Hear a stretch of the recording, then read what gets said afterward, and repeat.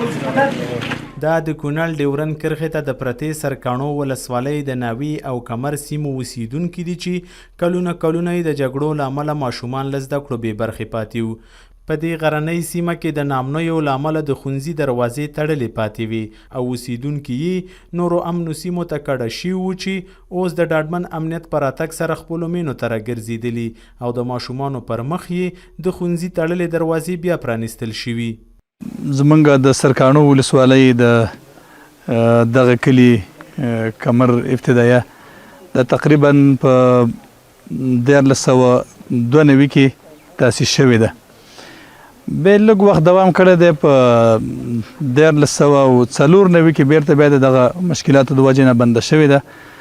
الحمدلله چې اوس دغه د 1403 کال دی چې بیرته مو الحمدلله فعاله کړه. د دې سیمې اوسیدونکي خوښ دي چې د ډاډمن امنیت په راتګ سره خپلو مینو ته راستانه شوي او د جګړې اور په سړېدو سره یې بیرته د ماشومانو پر مخ د ښوونځي تړلې دروازې پرانستل شوي. دوی له حکومت څخه غواړي چې د زده کړو په برخه کې ورته اسانتیاوې لا ډېرې کړي.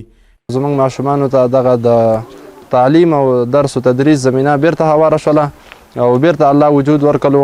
موږ د زړه نه پرې خوشحاله یو، ټول کلیوال خوشحاله دي، ماشومان هم خوشحاله دي. یو څه چې موږ متوسطه لرله خو دغه مکتب چې زموږ ته نږدې و سقوط یې کړی و او نو فعال، بیرته هغه ماشومان چې کوم په کورونو کې ګرځېدل او د تعلیم نه بې برخې و هغوی ته پکې بیرته د تعلیم زمینه برابره شوله، تعلیم ته پکې هغه حاضر شو. ښه د زړه نه پرې خوشحاله دي. دا ښوونځی په 1902 هجري شمسي کال کې تاسیس شوی دی چې زده کړو 2 کاله دوام کړی دی.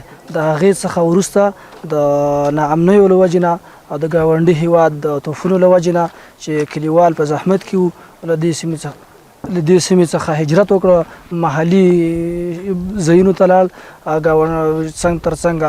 نو په دې وجه باندې چې خلک مهاجر شو نږدې علاقو ته، نو مکتب وتړل شو.